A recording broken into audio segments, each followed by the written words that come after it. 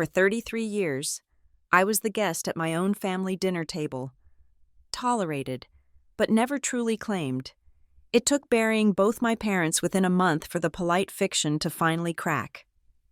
While my brother was busy changing the locks to keep me out, he missed the 25-year-old trust my grandfather left behind. It wasn't just an inheritance. It was a trap for liars. And my brother was about to walk right into it. The silence in the house was not peaceful. It was the heavy, suffocating silence of a vacuum where 2 lives had been sucked out in the span of 6 weeks. My father had gone first, dropping dead of a massive coronary in the driveway while washing his Buick. It was instantaneous, violent, and rude. My mother followed 40 days later, her long, wasting battle with autoimmune failure finally claiming the last of her reserve. They said she died of complications, but I knew better. She died because he wasn't there to tell her what to do next. I was 33 years old, standing in the center of a living room that felt more like a museum exhibit than a home, realizing that the anchor of my existence had vanished. When parents die close together, it does not feel like 2 separate events. It feels like a single, catastrophic collapse of the earth. You do not have time to mourn the father before you are burying the mother, and the grief compounds into a dense, gray fog that makes simple tasks, like tying shoes or answering the phone, feel impossible. I had come back to my hometown, a manicured suburb in Connecticut, where the lawns were cut with laser precision and the neighbors watched from behind silk curtains. I had been living in Chicago, working as a mid-level graphic designer, a job my father referred to as my little art project. I had not been home in 2 years. The memorial service was held at the Episcopal Church on Elm Street, a stone fortress where the Ward family had purchased a pew 3 generations ago. The air inside smelled of beeswax and expensive perfume. I sat in the front row, wearing a black dress that felt too tight across the shoulders. Beside me sat Grant, my older brother by 5 years. He was the golden boy, the heir apparent, the one who had stayed in town to help run the family's commercial real estate holdings. He wore a suit that likely cost more than my car, and his face was a mask of stoic, appropriate sorrow. He did not hold my hand. He did not lean his shoulder against mine. He sat with a rigid posture that created a physical boundary between us, a few inches of pew that might as well have been a canyon. After the service, the reception was held in the parish hall. I stood by the coffee urn, watching the town's elite circulate. They were my parents' friends, people who had known me since I was an infant, yet they approached me with a strange hesitation. I needed sugar for my coffee. As I moved toward the service table, I passed a cluster of 3 older women, aunts from my mother's side of the family. They were huddled together, their voices lowered to that piercing whisper that carries further than a shout. "She looks tired." One said, "Well, she has no idea what comes next." Another replied, "It is a mercy." Really, they took her in when she had nothing. She should be grateful they gave her the name at all. I froze. My hand hovered over the sugar bowl. Taken in. It was a phrase I had heard in fragments my entire life, usually followed by a quick hush when I entered the room. My parents had always insisted I was theirs, fully and completely, despite the fact that I looked nothing like them. I had olive skin and dark, curling hair. They were fair, blue-eyed, people of the snow and ice. I was a creature of the sun. Audrey. A voice boomed. I turned to see Uncle Marcus, my father's brother, approaching with a glass of sherry in his hand. He looked past me, his eyes scanning the room for someone more important. "You are holding up well," he said, not asking a question. "I am managing." I said, "Grant is doing a hell of a job," Marcus said, nodding toward my brother, who was accepting condolences with the grace of a senator. "It is good the estate is in capable hands. These things get messy if you do not have a head for business." "I have a head for business," I said, though my voice sounded thin. Marcus laughed. A short, barking sound. "Sure you do. Honey, sure you do?" I walked away from him, my coffee black and bitter. I found Grant near the entrance, shaking hands with the mayor. When the mayor moved on, I stepped into Grant's line of sight. "We need to talk about the house," I said. "I want to stay there for a few days while we sort through the personal items." Grant looked at me as if I were a caterer asking for a break. "Now isn't the time." "Audrey," he said, his voice smooth and low, "you are upset. Go back to your hotel." "We will talk next week. I am not staying at a hotel." I said, "I am staying in my room, at home." Grant adjusted his cufflinks. "It is not really appropriate," he said. "The house is part of the estate now. It needs to be assessed. I do not want anything disturbed." "Disturbed?" I asked. "I am your sister. I am not going to loot the place." He smiled, but it didn't reach his eyes. It was a smile that said, "Run along. Just give me a few days." "Audrey," he said, "don't make this difficult. Everyone is watching." He turned his back on me to greet the bank president, leaving me standing there like a dismissed servant. That evening, I did not go to a hotel. I went to the house. I had a key, the same brass key I had carried since high school. I let myself in. The heavy oak door swinging shut behind me, sealing out the world. The house was cold. The thermostat had been turned down to 55 degrees, presumably to save money now that the occupants were gone. I walked through the silent rooms. The furniture was exactly where it had always been, but the spirit of the place had evaporated. It felt like a stage set after the actors had gone home. I went up to my mother's bedroom. It smelled of lavender and sickness. On her vanity, amidst the bottles of pills and creams, sat a stack of greeting cards and letters. I began to sift through them, looking for, I didn't know what, a sign that she had thought of me? A note left behind? At the bottom of the stack, tucked under a silver hairbrush, I found a thick cream envelope. It had no postage. On the front, in my mother's shaky, late-stage handwriting, were 3 words, "Not for him." My heart hammered against my ribs. Him? Grant? My father? I turned the envelope over. It had been sliced open. The cut was clean, precise, made with a letter opener. I spread the edges and looked inside. Empty. I held it up to the light, shaking it, hoping a scrap of paper would fall out. Nothing. Someone had found this, read the warning, and taken the contents anyway. I looked at the trash can by the vanity. It was empty. Whoever had taken the letter had taken the evidence with them. I pocketed the empty envelope, a cold knot forming in my stomach. The next morning, I drove to the funeral home to pick up the final death certificates. The director, a man named Mr. Henderson, who wore a suit that was too large for him, met me at the front desk. "Miss Ward," he said, looking flustered. "I am glad you came in. There was a slight confusion with the billing for the floral arrangements. My brother is handling the expenses." I said, "Yes. Mr. Ward was here yesterday."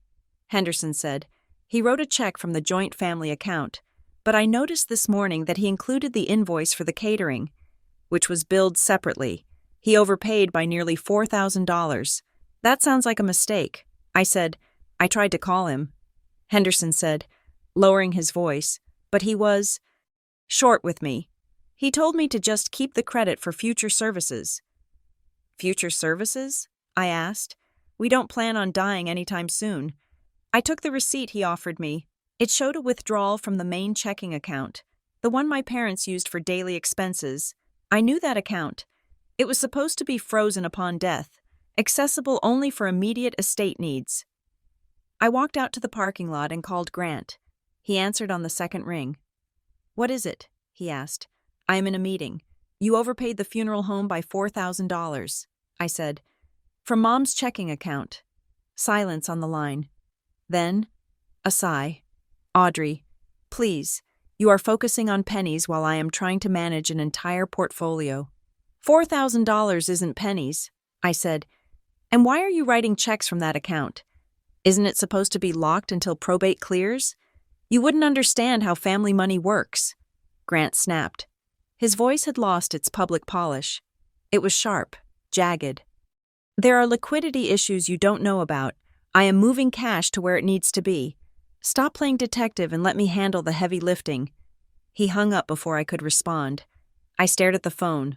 Liquidity issues. My parents were wealthy. They had savings, stocks, bonds. There should have been no liquidity issues.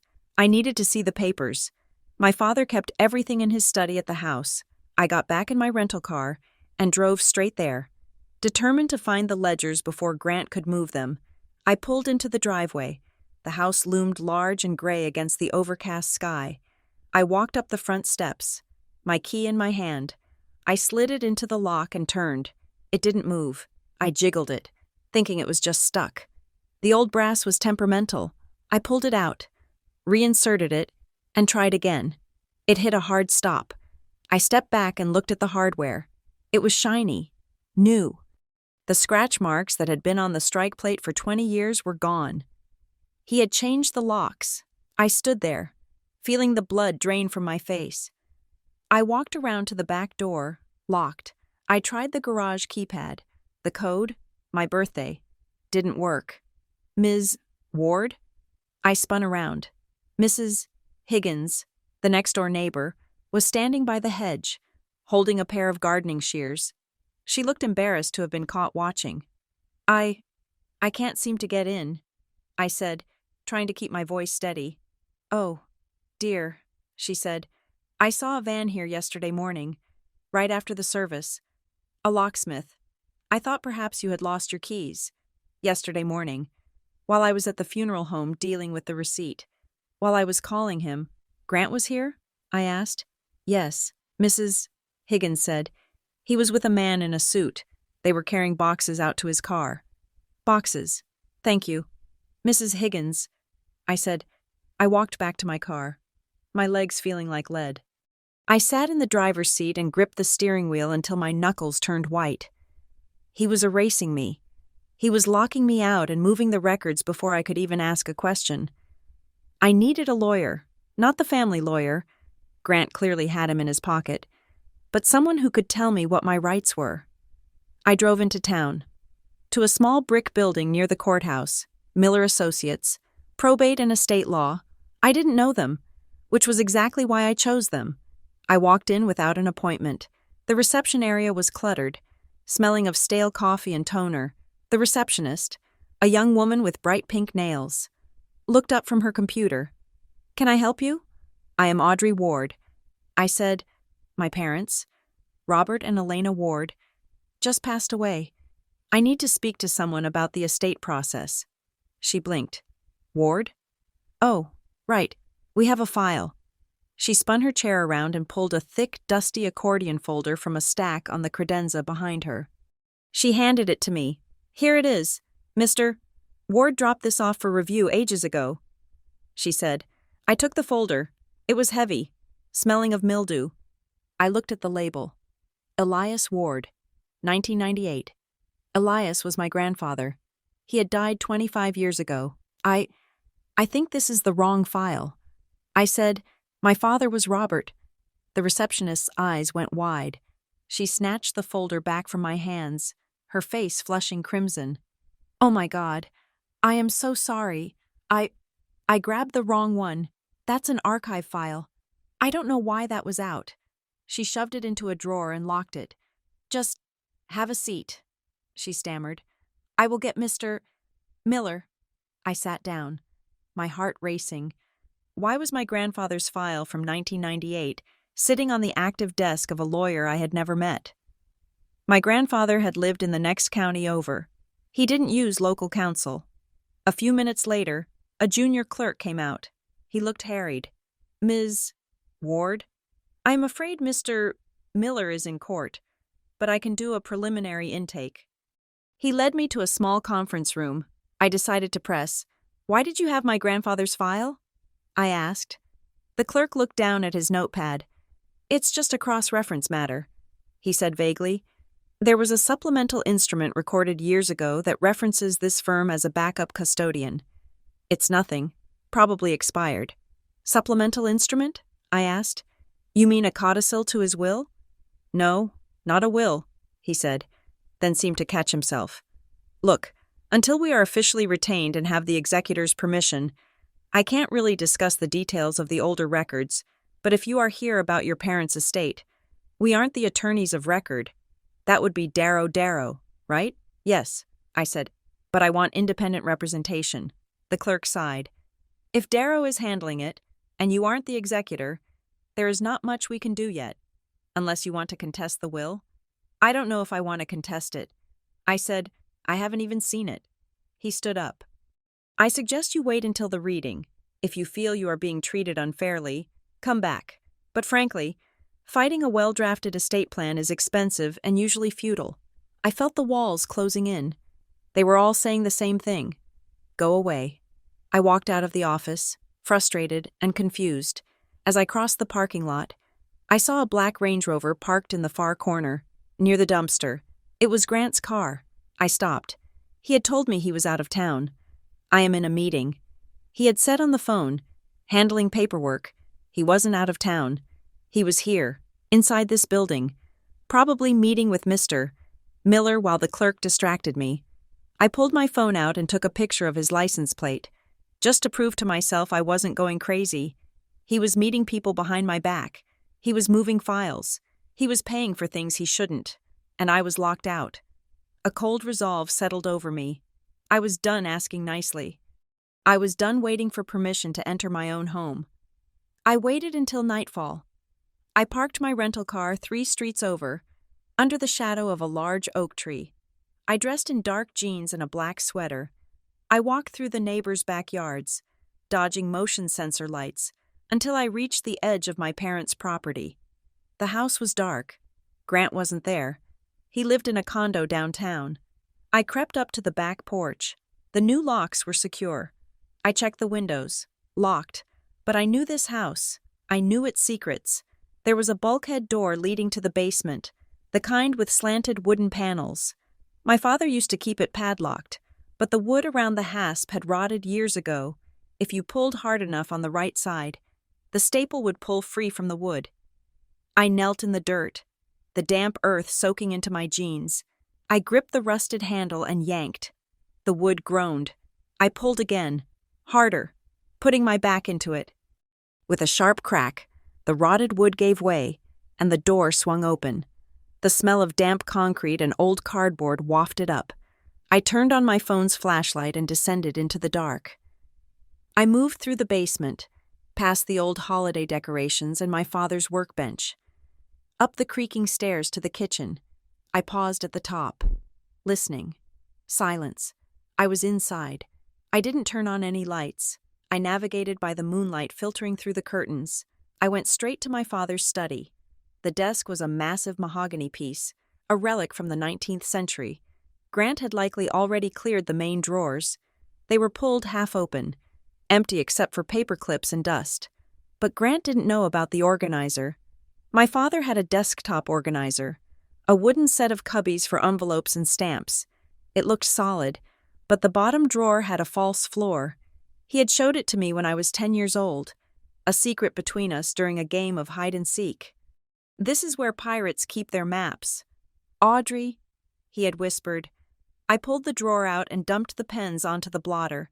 I used my fingernail to pry up the thin velvet lining. It popped up. Beneath it, taped to the wood, was a small silver key and a folded business card. I peeled the tape back. The key was small, the kind used for a safe deposit box. The business card was for a bank I didn't recognize. First Sovereign Heritage Bank, with an address in a town 40 minutes away, a town my parents never visited. I turned the card over. On the back, in my father's handwriting, was a string of numbers, 44-19-02. I stared at the key. Why would my father, a man who banked at the same institution for 50 years, have a secret box 3 towns over? I slipped the key and the card into my bra. I took one last look around the room. The shelves were bare. The filing cabinets were unlocked and empty. Grant had been thorough. He had taken the ledgers, the wills, the deeds. He thought he had taken everything, but he had missed the pirate's map. I left the way I came, pushing the basement door shut and wedging a rock against it to keep it closed. I walked back to my car in the dark. the night air biting at my cheeks. My stomach was in knots, a physical pain that twisted and pulled. But my mind was clear. For 33 years, I had begged them to love me. I had tried to be the daughter they wanted.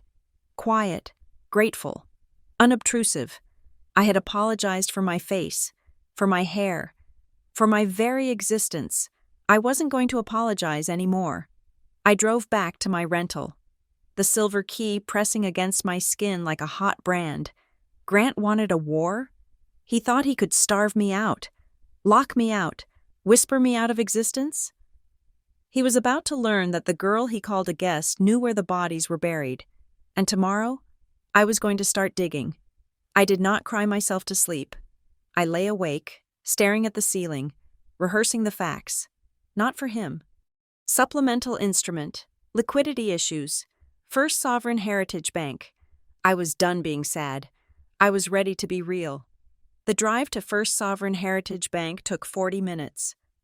Winding through back roads that cut through dense, unpopulated woodlands before opening up into a sleepy colonial-era town that felt frozen in time. This was not where my parents did business. My father liked glass-walled banks with high-speed ATMs and branch managers who knew his golf handicap. This place was brick and ivy, with a sign that looked hand-painted and a lobby that smelled of floor wax and old money. I walked in with the silver key burning a hole in my pocket. The bank was quiet. A single teller stood behind a high brass cage, and a man in a three-piece suit sat at a mahogany desk in the corner. Reviewing a stack of papers with a magnifying glass, I approached the desk. He looked up, removing his reading glasses. "Can I help you?" he asked. His voice was dry, like rustling leaves. "My name is Audrey Ward," I said. "I found a key in my father's desk. I believe it belongs to a box here." I placed the small silver key on the blotter. He looked at it, then at me. He didn't touch it. "Do you have the box number?" he asked. 1902? I said, reciting the number from the back of the business card. He paused. A flicker of recognition crossed his face, gone as quickly as it appeared. He opened a ledger on his desk. A physical book, not a computer screen. He ran a finger down the column. "That box is leased to a Robert Ward." He said, "That was my father." I said, "He passed away 2 weeks ago. I am his daughter. I would like to access the contents." The banker closed the ledger. "I am sorry for your loss, Ms. Ward. However, access to a safe deposit box upon the death of the lessee is strictly regulated. Do you have the letters testamentary appointing you as the executor?" "No." I said, "My brother is the executor, but I have the key." "Possession of the key does not grant legal authority," he said. "Without a court certificate naming you as the personal representative, or the executor present with his credentials, I cannot allow you into the vault." I leaned forward. "Please, I just need to check if there is a will inside. If there is a will, I have a right to see it." He shook his head. "I cannot do that. Unless—" He trailed off, his eyes drifting back to the ledger. He flipped a page backward. "Unless what?" I asked. He murmured, almost to himself. "Unless you are named as a legacy contact on the supplemental file, the Elias Ward Trust had a provision for access by—" He stopped. His eyes snapped up to mine, wide with sudden realization that he had said too much. He shut the ledger with a heavy thud. "I am mistaken," he said, his voice dropping to a chilly formal tone. "There is no access without a court order. You will need to leave now." "Wait," I said. "You said Elias Ward. That was my grandfather. What does he have to do with my father's box?" "I cannot discuss client relationships," he said, standing up. "Please, Ms. Ward, do not make me call security." I stared at him. He was terrified, not of me, but of something else. I walked out of the bank, my heart pounding. Elias Ward Trust. My grandfather had been dead for 25 years. Why was his name in a current ledger, and why did it link to my father's secret box? I needed official standing. I drove straight to the county probate court, a brutalist concrete building that smelled of despair and cheap cleaning fluid. I filled out the forms for a formal inventory disclosure. Since I was a legal heir, even if not the executor, I had the right to demand a full accounting of the estate's assets. I handed the paperwork to the clerk. A woman with tired eyes who looked at the stack of forms as if I had handed her a dead fish. Standard processing is 6 to 8 weeks. She said, I need it expedited. I said, I suspect assets are being moved. She stamped the top page without looking at me. Everyone suspects assets are being moved. Honey, if you want an emergency freeze, you need a judge. The next available hearing date is in 3 months. But my brother is liquidating things now. I said, then get a lawyer to file an injunction. She said, next in line. I walked away, feeling the heavy, suffocating weight of bureaucracy. It wasn't just slow. It felt deliberate. The way the clerk had glanced at my last name. The way the paperwork seemed to disappear into a pile that wasn't being touched.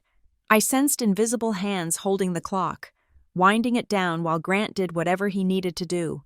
I went back to my rental car and sat in the stifling heat. My phone buzzed. It was an unknown number. Hello? Ms. Ward? The voice was a whisper. Female, nervous. Yes? I was at the bank.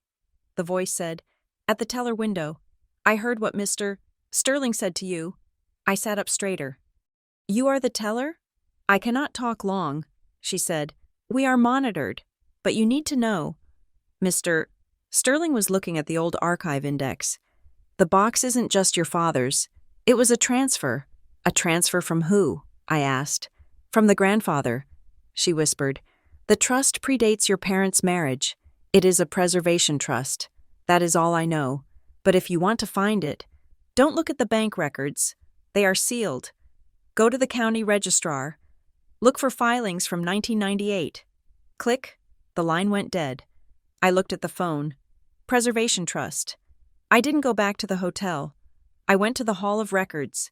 It was in the basement of the courthouse, a room filled with rows of metal cabinets and whirring microfilm readers. I pulled the index logs for 1998. My finger traced the lines of fading ink. Wallace, Walters, Ward. There were dozens of entries for Ward, deeds, mortgages, liens, but then I found it. March 12, 1998. Grantor. Elias Ward. Instrument. Irrevocable Trust Registration. Trustee. Sentinel Fiduciary Group. Sentinel Fiduciary Group. I had never heard of them. I wrote down the reference number and the address listed. A suite in a generic office park in a city 3 hours away. I went to the business registry computer in the corner of the room. I typed in Sentinel Fiduciary Group, status, dissolved, 2010. My heart sank. The company was gone. But corporate dissolutions always listed a successor or a custodian of records. I clicked through the history.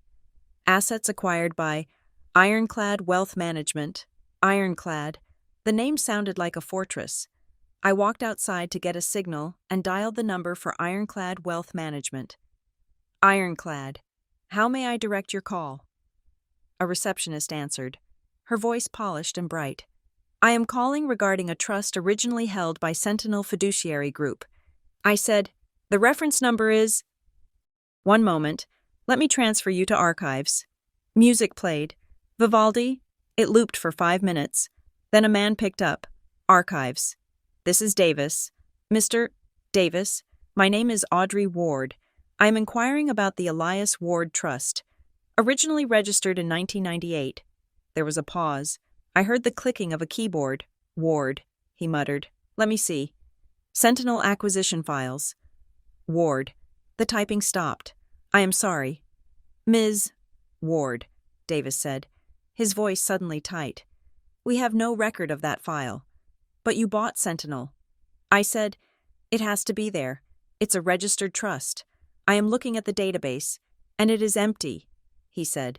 It might have been closed out prior to the acquisition. That's impossible. I said, my father was visiting the box associated with it until 2 weeks ago. I can't help you, he said. Then, in the background, I heard a voice, distant, but distinct. It was a man shouting across the office. Davis, don't touch the Ward file. That is flagged for legal. Davis panicked. "I have to go," he said. "Wait," I started. The line clicked. They had the file, and it was flagged. I stood on the courthouse steps, the sun beating down on me. I felt exposed. My brother wasn't just hiding money. He was hiding a legal structure that had existed for 25 years. A structure that, for some reason, terrified a bank manager and had a wealth management firm shouting across the room. My phone buzzed again. This time, the caller ID said, "Grant Ward." I let it ring 3 times before answering. I needed to sound calm. "Hello? Grant? Audrey," he said. His voice was warm, almost brotherly. It was the voice he used when he wanted to borrow money or convince our parents to let him take the boat out. "I hate that we are fighting. We aren't fighting." "Grant," I said, "I am just asking questions you won't answer." I know, he said. "Look, I have been stressed. The executor role is a nightmare.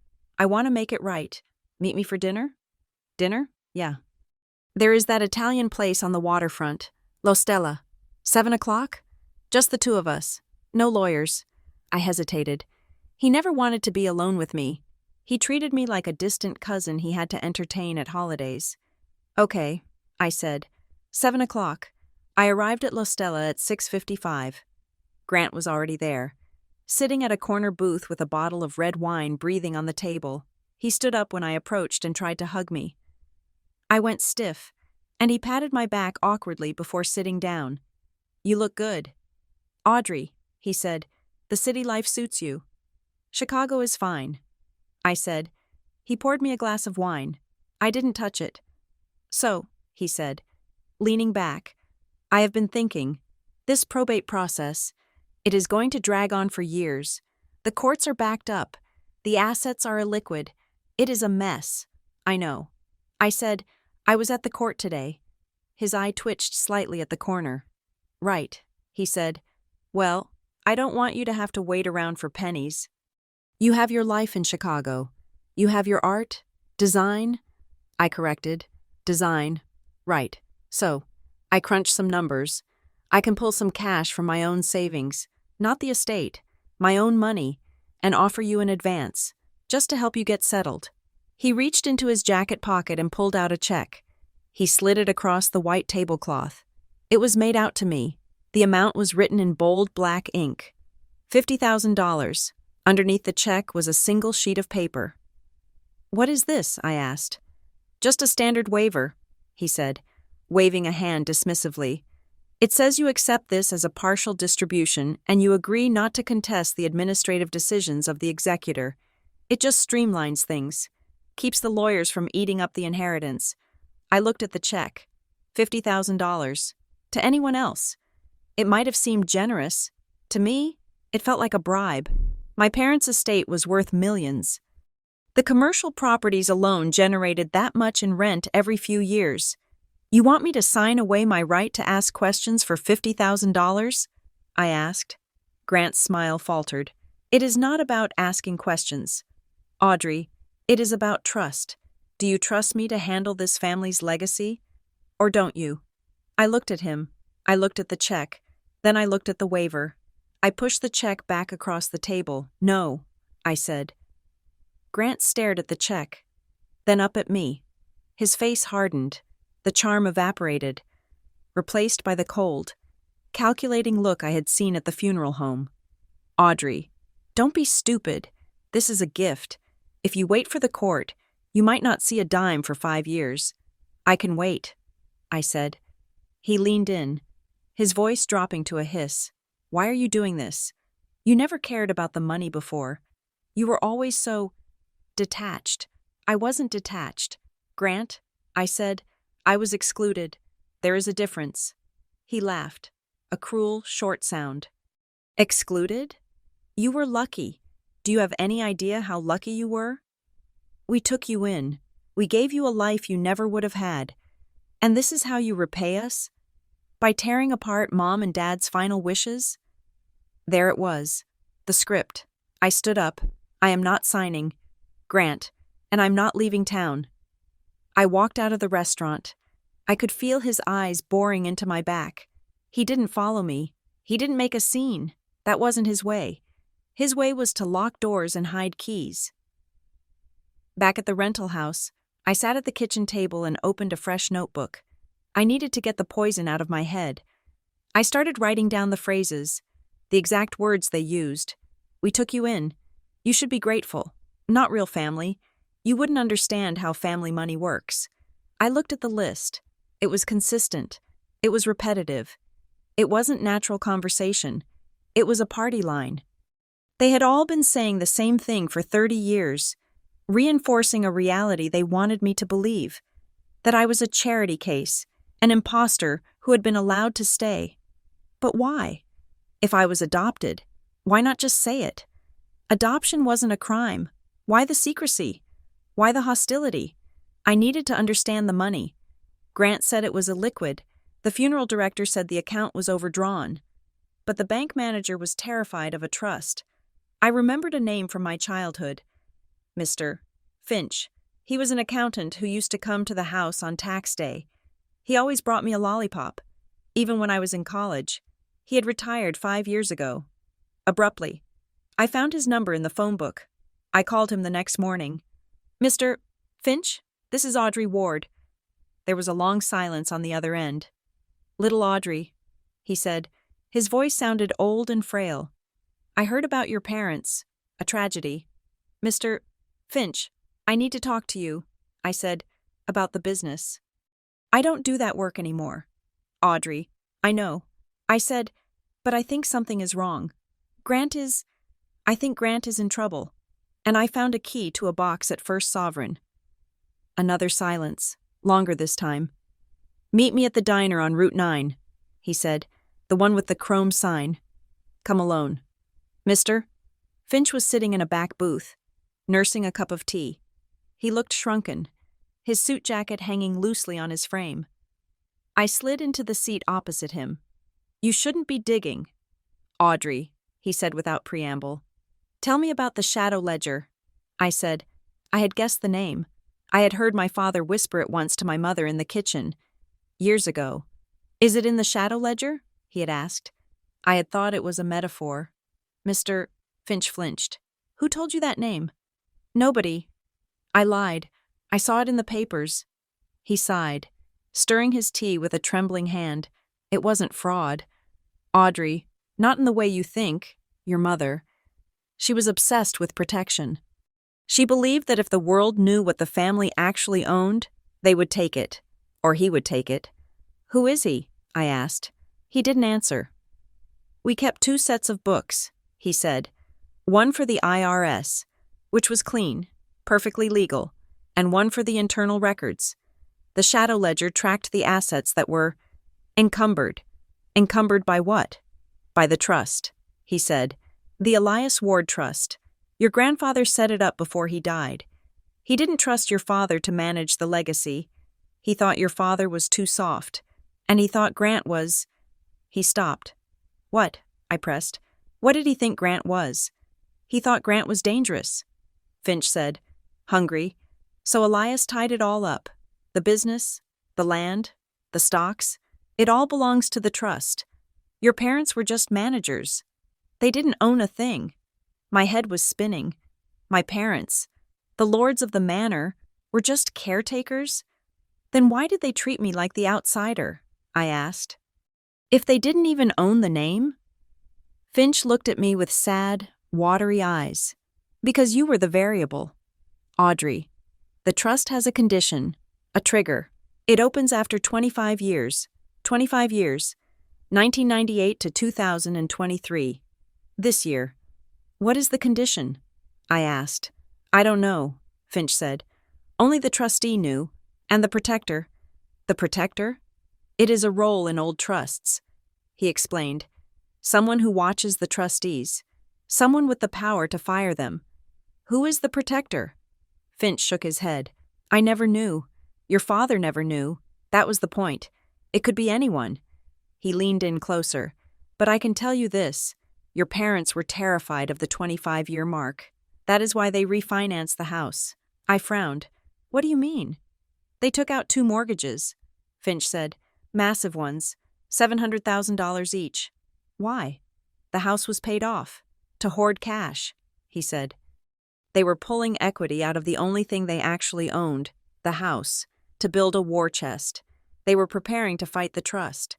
The second refinance happened 6 months ago. Just before the anniversary, it all clicked. The liquidity issues, the empty accounts. They had drained the house to fight a legal battle they knew was coming, and now they were dead. And Grant was holding the bag, trying to hide the money before the trust woke up. I thanked Mr.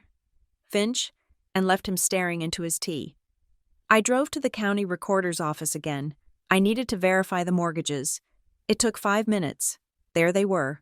Mortgage 1, 2018, $750,000.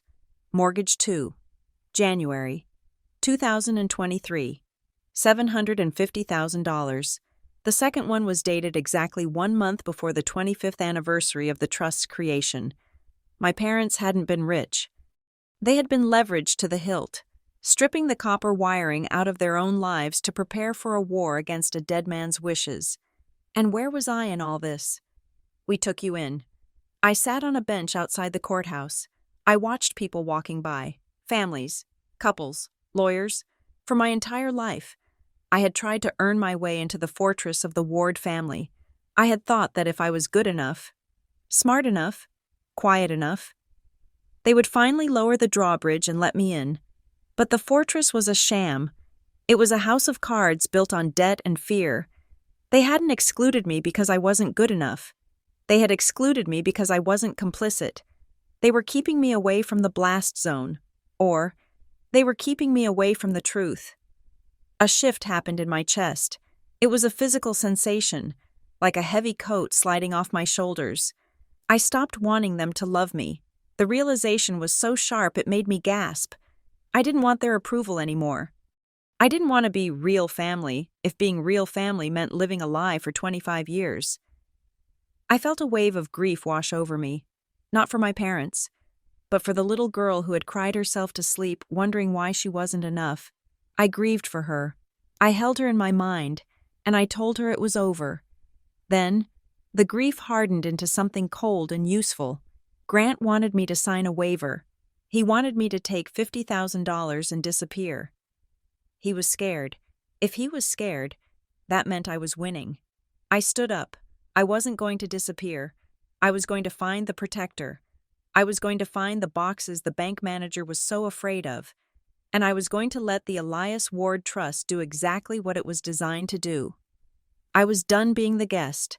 It was time to be the hurricane.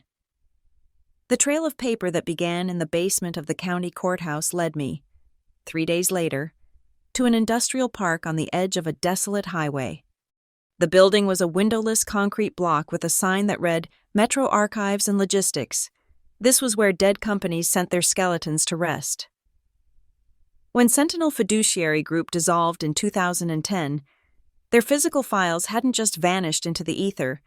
They had been palletized, shrink-wrapped, and shipped here, paid for by a prepaid lease that was likely expiring soon.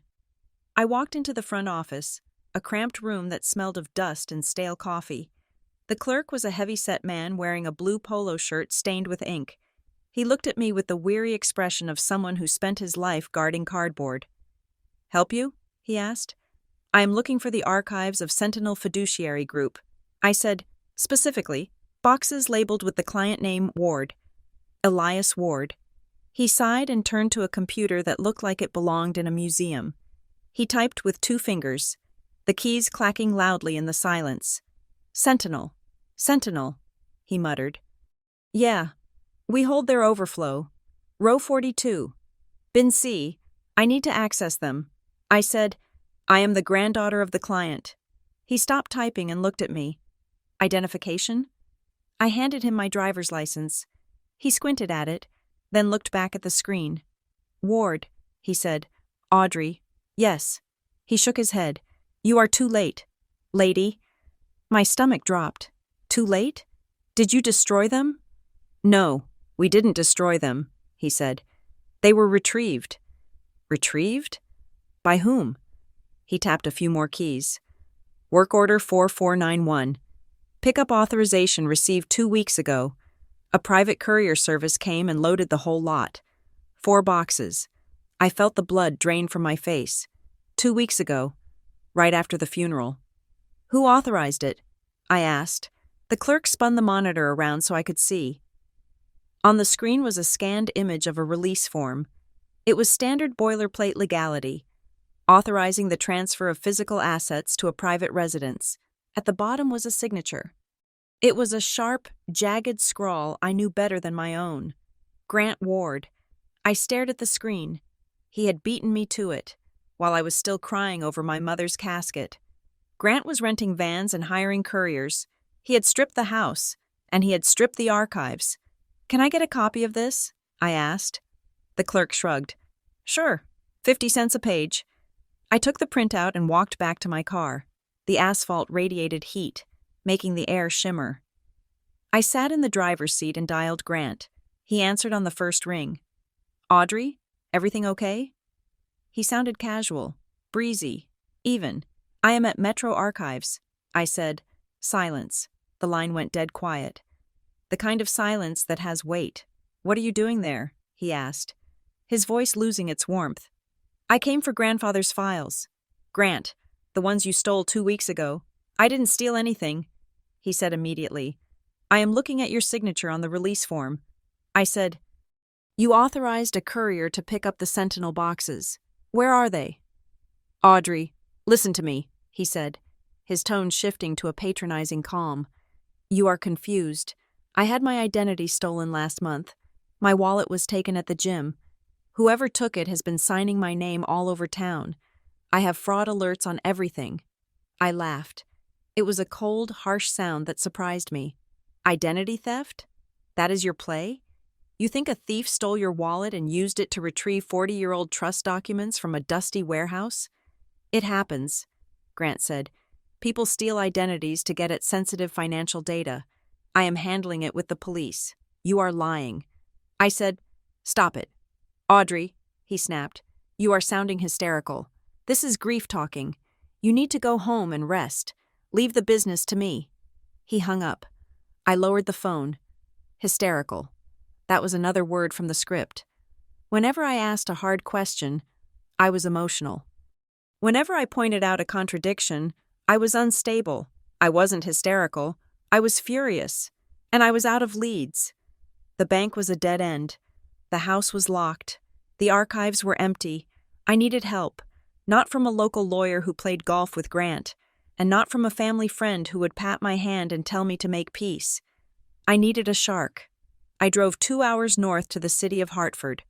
I had done my research on my phone in the parking lot.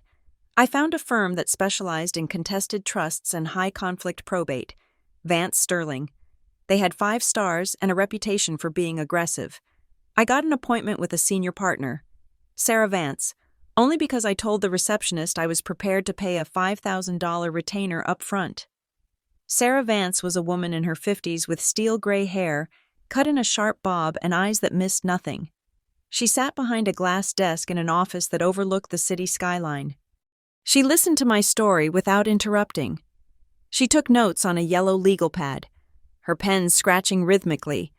When I finished explaining about the empty envelope, the safe deposit key, the mysterious supplemental instrument, and Grant's raid on the archives, she set her pen down. This isn't a standard disinheritance case. Ms.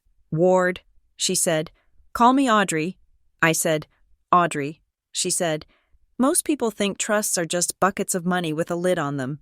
You wait for the person to die. You take the lid off, and you count the gold. But your grandfather, Elias Ward? Yes, he came from a different era of estate planning. She said, back then, wealthy men who didn't trust their heirs often created what we call incentive trusts or legacy trusts. They don't just hold money, they hold values. Values? I asked. They act as a dead hand controlling the living, she said. They include behavioral conditions. The heir must graduate from a certain college, or stay married, or keep the family business profitable. I think that is it. I said, the business. My parents were terrified of the 25-year mark. Sarah nodded. The 25-year timeline is a classic rule against perpetuities workaround, or simply a generational test. It gives the second generation enough rope to hang themselves. She leaned forward. But here's the key. Audrey, if the trust has conditions, it needs a referee. A trustee manages the money, but they often have a conflict of interest. So, the grantor appoints a protector. Mr. Finch mentioned a protector. I said, but he didn't know who it was. The protector is the ultimate authority, Sarah explained. They can fire the trustees, they can veto distributions, and most importantly, they interpret the intent of the grantor. If your brother is hiding documents, he is trying to blind the protector. How do I find this person? I asked. The trust company is gone. The files are gone. Sarah smiled, a small, tight expression. The files are never truly gone. There is always a breadcrumb. She spun her monitor around. I pulled the public registration for the Sentinel Trust while you were talking. The one from 1998. It lists the trustee, which we know. But look at the witness signature on the original filing. She pointed to a scrawl at the bottom of the digital document. Witnesses are usually just secretaries or notaries, she said. But in these old, private family trusts, the protector often signed as a witness to ensure the document was valid. Without explicitly listing their title in the public record, it was a way to stay anonymous. I leaned in. The signature was faint. M. E. Calloway. Calloway. I said, I don't know a Calloway. Sarah typed the name into a database. Martha Elise Calloway. She read, she was a paralegal licensed in Connecticut in the 90s. She let her license lapse in 2005. Where is she? I asked. Sarah clicked a few more times. She is listed as the owner of a property in Stockbridge, Massachusetts, a small cottage. She is 78 years old. Stockbridge. I said, that is 3 hours away. Sarah wrote the address on a slip of paper and slid it across the desk. Go find her. Audrey, if she is the protector, she is the only person on earth who can override your brother. But be careful. Why? Because if she is the protector, she has been watching your family for 25 years. She knows things about you that you don't even know about yourself. I took the paper. I will leave today. I said. Sarah walked me to the door. One more thing. She said, if you pull this trigger, you can't unpull it. These trusts are designed to expose the truth, and the truth is usually ugly. Are you sure you want to know why your parents treated you that way? I thought about the locks on the doors, the whispers at the funeral, the empty envelope. I don't have a choice. I said, they made me a stranger in my own life. I want to know why. I drove north, watching the landscape change from the dense suburban sprawl of Connecticut to the rolling, wooded hills of the Berkshires. The trees were heavy with summer green, creating a tunnel of leaves over the road. I arrived in Stockbridge just as the sun was beginning to dip below the horizon. It was a picture-perfect New England town, the kind where tourists bought expensive jams and took photos of white steepled churches. The address Sarah had given me was on a dirt road outside of town. The house was a small, cedar-shingled cottage surrounded by a wild, overgrown garden. It looked like a place where someone went to be forgotten. I parked my car at the bottom of the driveway and walked up. The air smelled of pine needles and damp earth. A wind chime tinkled softly on the porch. I knocked on the door. For a long moment, there was no sound. Then, I heard the slow shuffle of feet. The door opened a crack, held by a brass chain. A pair of sharp blue eyes peered out at me from a face mapped with deep wrinkles. Yes? The woman asked. Her voice was strong, despite her age. Ms. Calloway? I asked. Who is asking? My name is Audrey Ward. I am the granddaughter of Elias Ward. The woman went still. She looked at me, her eyes searching my face, scanning my features with an intensity that made me want to step back. She looked at my hair, my eyes, the shape of my jaw. Then, she closed the door. I stood there, stunned. Had she rejected me? Then I heard the chain slide back. The door opened wide. Come in. Cricket, she said. I froze. Cricket. My mother had called me Cricket, but only when I was very small. and only when we were alone. It was a nickname born from the way I used to sit quietly in the corner of the room, watching the adults. She had stopped using it when I was 10. Around the time Grant started making fun of it. "How do you know that name?" I whispered. Elise Calloway stepped back, gesturing for me to enter. She was wearing a simple linen dress and a cardigan. She looked like a librarian, or a retired schoolteacher. "I know a great many things about you, Audrey," she said. "I have been waiting for you to come. I expected you sooner. Actually, when Robert died, I thought you would be on my doorstep the next morning. I didn't know you existed until today," I said, stepping into the hallway. She led me into a small living room filled with books. There were stacks of them on the floor, on the tables, lining the walls. In the center of the room was a tea set on a low table. "Sit," she said. I sat on a floral armchair. She poured me a cup of tea without asking if I wanted it. "You are the protector," I said, "of the Elias Ward Trust." She nodded, taking a sip of her tea.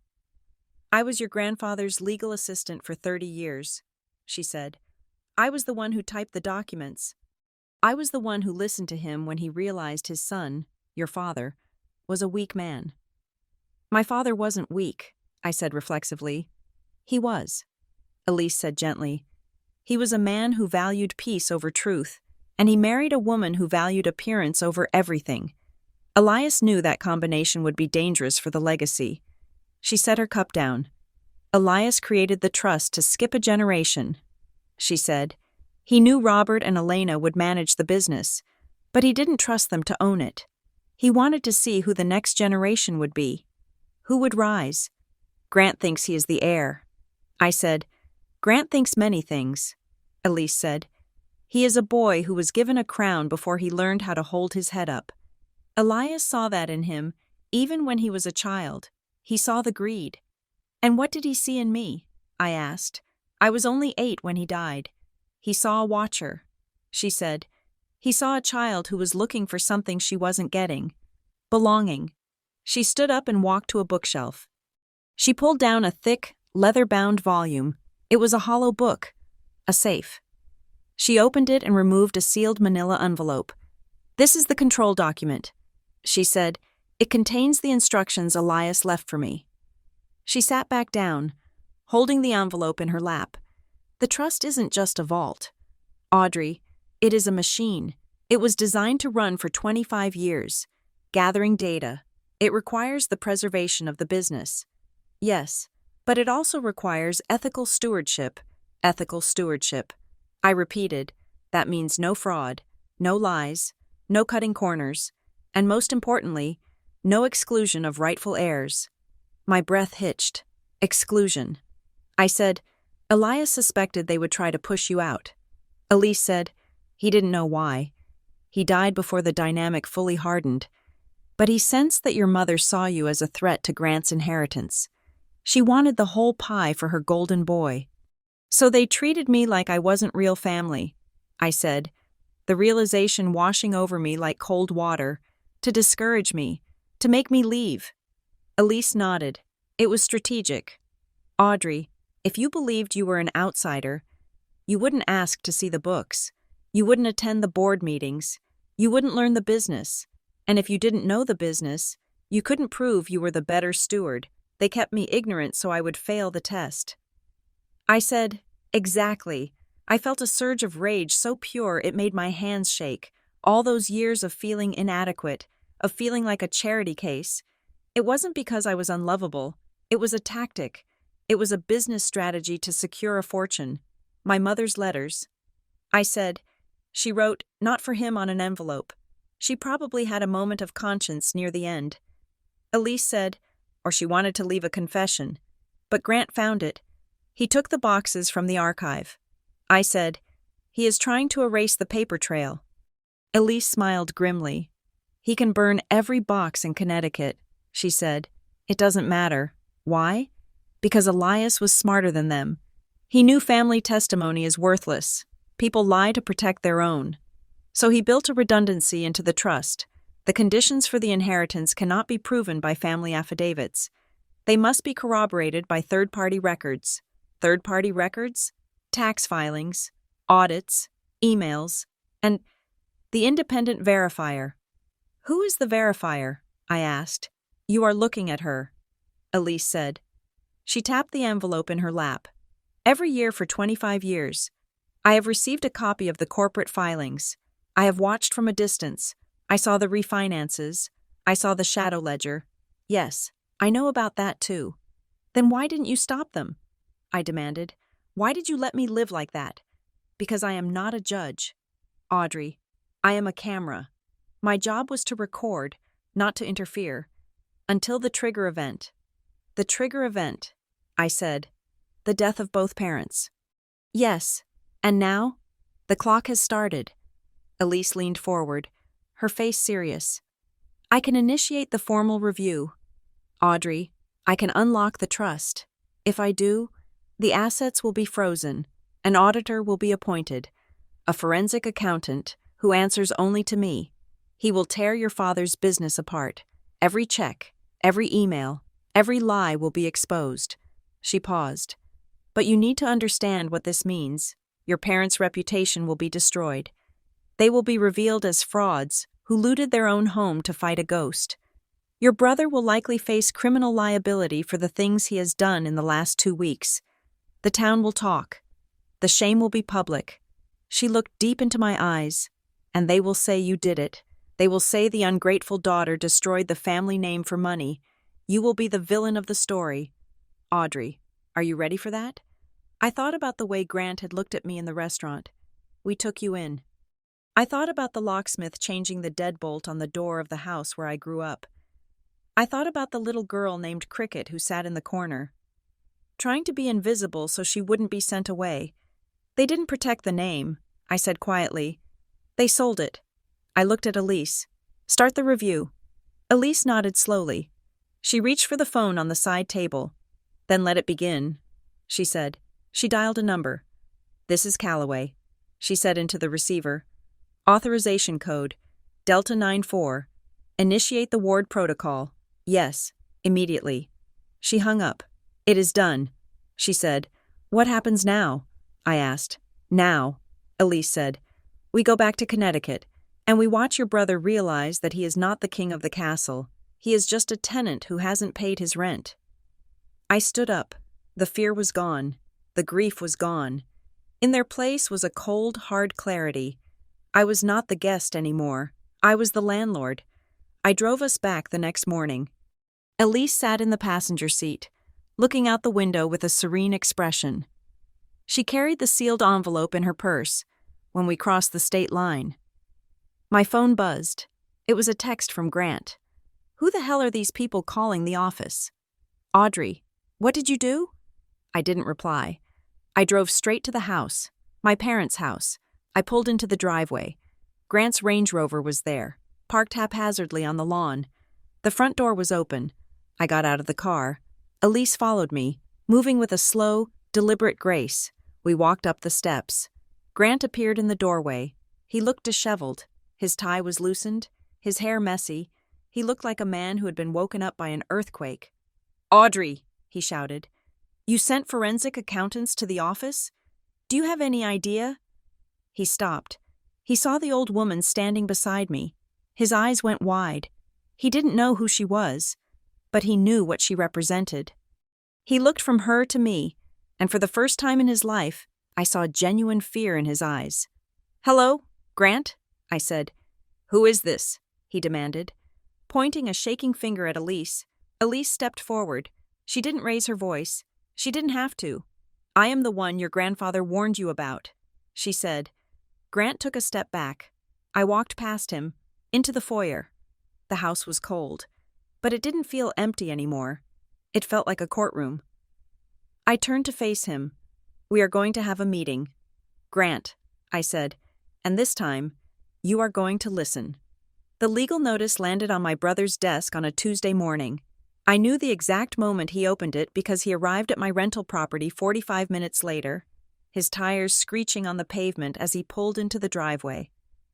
I was renting a small, furnished bungalow on the outskirts of town, a place with thin walls and a view of a dilapidated fence. It was temporary housing for people in transition, which fit me perfectly. I was transitioning from the daughter who begged for scraps to the woman who was burning down the table. I watched him through the blinds. Grant got out of his car, smoothing his tie. He took a breath, composed his face into a mask of concerned authority, and walked up the path. He didn't pound on the door. He knocked 3 times, firm and precise. I opened it. "Audrey," he said, "we need to talk." I didn't step back to let him in. I stood in the threshold, blocking his entry. "Talk about what?" "Grant?" I asked. He held up a sheaf of papers. The header of the top page bore the logo of the independent auditing firm Elise had hired. "This," he said, his voice low and tight. "You have initiated a hostile audit of the family business. Do you have any idea what this does to our credit lines? To our reputation?" "It is not a hostile audit," I said. "It is a trust compliance review. If you haven't done anything wrong, it is just paperwork." He laughed. A sharp, incredulous sound. "You are being misled. Audrey, these people, this geriatric paralegal you dug up, this shark attorney from Hartford, they are outsiders. They see a pot of money and they are using you to get a cut. They are feeding you a fantasy. They are feeding me facts." I said, "Unlike you." Grant's face reddened. He stepped closer, invading my personal space. It was a move he had used since we were teenagers, using his height to intimidate me. "I am trying to protect you," he said, his voice dropping to a whisper. "Mom and Dad protected you your whole life. We kept the messy parts of the business away from you so you could play artist in Chicago. And now you are spitting on their graves." I didn't flinch. I looked him in the eye. "You didn't keep it away to protect me, Grant. You kept it away so I wouldn't see you stealing." His control snapped. "Stealing?" he hissed. "I kept this family afloat. While you were off finding yourself, I was here dealing with the debt, the tenants, the regulations. I earned every penny in that estate. You are just a guest who stayed too long." There it was. A guest. "Get off my porch, Grant," I said. He stared at me, his chest heaving. Then he stepped back, buttoning his suit jacket. "Fine," he said. "You want a war? You have no idea what you are up against. You are going to lose, Audrey. And when you do, don't come crawling back asking for help. You won't be family anymore. You will be nothing." He turned and walked away. I watched him go, feeling a strange calmness settle over me. He was terrified. The war he promised began the next day. It didn't start with lawyers. It started with whispers. My phone began to ring. Calls from aunts I hadn't spoken to in years. Cousins who had ignored me at the funeral. I let them go to voicemail. But the messages were all variations on a theme. "Audrey, we heard what you are doing. It is shameful. Grant says you are having a breakdown. Please, honey, stop this before you ruin everything. We always knew you were unstable. This proves it." Then came the call I couldn't ignore. It was Aunt Claire, my mother's sister. She was the matriarch of the extended clan, the keeper of the social calendar. I answered. "Hello, Claire, Audrey," she said. Her voice was ice. "I just got off the phone with Grant. He tells me you are accusing him of theft. He tells me you are trying to seize assets that belong to the real heirs. The real heirs." I repeated. "You know what I mean," she said. "The bloodline. Your mother loved you, Audrey. She really did. But you have to understand your place. You were fortunate to try to take the business that Grant was born to run. It is greedy. It is ugly." I felt the old shame rising in my throat, hot and acrid. It was the muscle memory of a lifetime of conditioning. Be grateful. Be quiet. You are lucky to be here. I closed my eyes and saw the empty envelope. Not for him. I am not greedy. "Claire," I said, "I am just reading the will, or rather, the trust that you all forgot about. You are hurting this family," she snapped. "The family is already hurt." I said, "I am just the one pointing out the wound." I hung up. I didn't block her number. I didn't cry. I sat at my kitchen table and let the silence wash over me. They were circling the wagons, protecting the narrative they had all agreed upon. I was the interloper. Grant was the victim. But narratives don't hold up in court. Evidence does. I spent the next 3 days in the conference room of Sarah Vance's office in Hartford, sifting through the digital mountain of data the auditor had begun to unearth. The auditor, a man named Mr. Sterling, no relation to the bank manager, was methodical. He had subpoenaed the email servers of the family holding company going back 20 years. We found a thread from 2008. It was between my father and a man named Marcus Vane, a former business partner who had been bought out years ago. I read the emails on the screen, my heart pounding. Subject, liquidity crisis. Date, October 14th, 2008. From Marcus Vane. To Robert Ward, Bob. We are underwater. The valuation is tanking. We need to move the Parkside assets off the books before the quarterly review. Grant has a guy who can backdate the transfers. It is the only way to save the rating. From Robert Ward. To Marcus Vane. No, we are not backdating anything. That is fraud. Marcus, the trust won't allow it. If we trigger a compliance failure, I lose my seat. We have to take the hit legally. I will put my own equity in if I have to. I sat back. My father had stood his ground. He had chosen the hard path to protect the business, citing the trust as his reason. Then I saw the next email. From Marcus Vane. To Grant Ward. Your old man is too scared to move. He is going to sink us. If you want to be the CEO one day, you need to fix this. Get the signature. There was no reply from Grant in the thread, but the record showed that the Parkside assets were moved 3 days later. My father hadn't signed the transfer. Grant had signed as acting secretary. He had gone behind our father's back. He had taken the shortcut. But that was just the beginning. As we dug deeper, Mr. Sterling flagged a series of PDF files attached to an archived email from 2006. Ms. Ward, do you recognize these? He asked. I looked at the screen. They were scanned images of old, handwritten ledgers from the 1990s. The resolution was grainy. The edges slightly crooked. I frowned. They looked familiar. I looked at the metadata. Scanned by user_guest_admin. Date, July 12th, 2006. July 2006. I was 16 years old. I remembered. It was a rainy summer. I had wanted money for a car. My father had set me up in the basement office with a flatbed scanner and a stack of dusty boxes. Just scan them. Cricket, he had said. I want a digital backup in case the basement floods. I had spent 2 weeks listening to my iPod and scanning thousands of pages of boring accounting logs. I scanned these. I whispered, I did this for a summer job.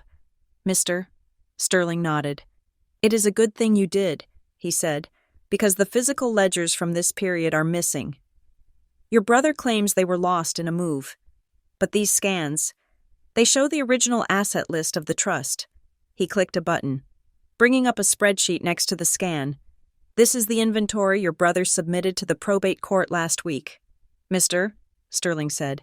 He lists the commercial warehouse on Main Street as a personal asset of your mother's, acquired in 2001. He pointed to my scan. But here, in the 1999 ledger, that warehouse is listed as trust property. I stared at the screen. He moved it.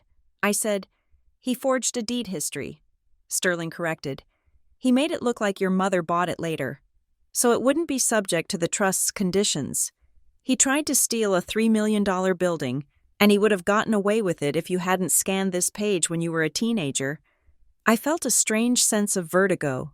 The 16-year-old girl who felt useless, who was just given busy work to keep her out of the way, had unknowingly planted the bomb that would blow up Grant's deceptions 17 years later. I didn't just scan them. I said, I saved them. I pulled my keychain out of my purse. Attached to it was a small, battered USB drive. It was purple. I have a copy. I said, I kept a backup because I was afraid I would mess it up and Dad would be mad. I have carried this on my keys since high school. Sterling looked at the drive as if it were the Hope Diamond. Ms. Ward, he said, his voice reverent. That drive is the chain of custody. You just won the war. We took a break for lunch, but I couldn't eat.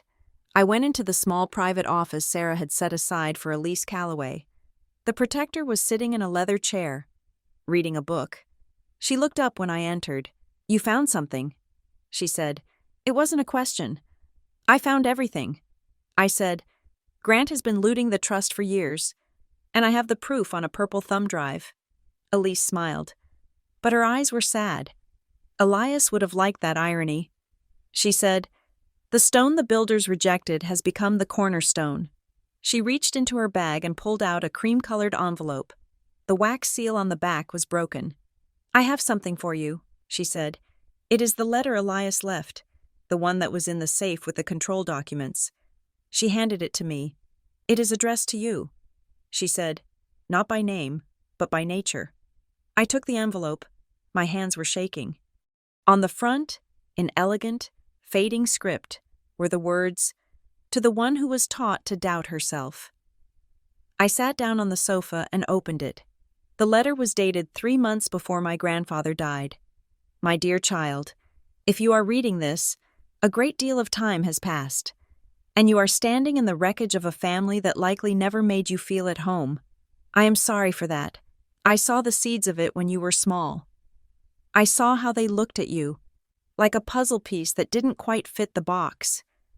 I cannot tell you why they needed you to feel small.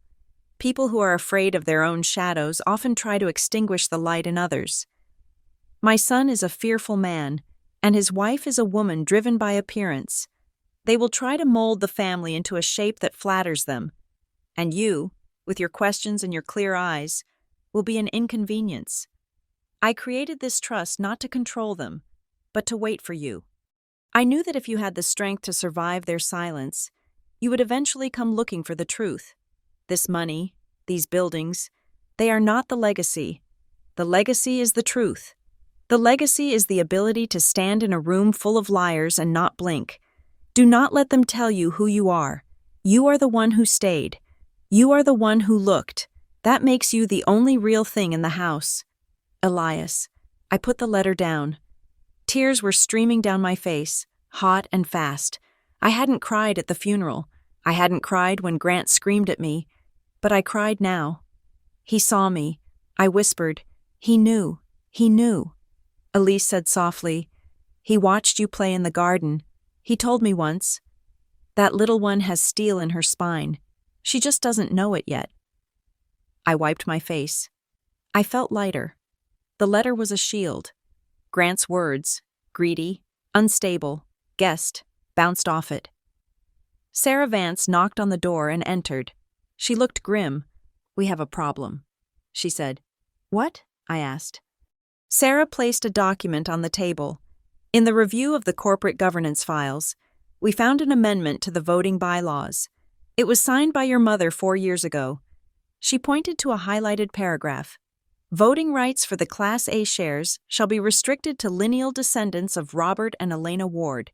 Any successor not of blood shall be ineligible to hold a voting seat on the board. I stared at the words, not of blood. It wasn't standard legal language. It was personal. It was a sniper shot aimed directly at me. They knew the trust might eventually surface. Sarah said, They tried to create a firewall. Even if you inherited the shares, this clause would strip you of power. I looked at Elise. The question I had been afraid to ask for 33 years was suddenly right there, sitting on the tip of my tongue. Elise, I said, was I adopted? The room went silent. The air conditioning hummed. Elise folded her hands in her lap. She didn't look away. Your parents never filed adoption papers in this county, she said carefully, but there was a gap, a period of 6 months where your mother went to Europe. She came back with you. She paused. Your birth certificate lists them as your parents. Legally, you are their daughter, but biologically? She shook her head. Elias suspected you were not. He suspected your mother couldn't have more children after Grant, and she refused to accept it. She wanted a perfect family, a boy and a girl. So she acquired one. Acquired, I said, like a piece of furniture. She didn't want a child. Elise said, she wanted a prop, and when the props started to have a personality, when you started to be different from them, darker, louder, deeper, she resented it. She felt you were breaking the continuity of the picture. And my father? He went along with it, as he always did. I looked back at the document. Successor not of blood. They knew.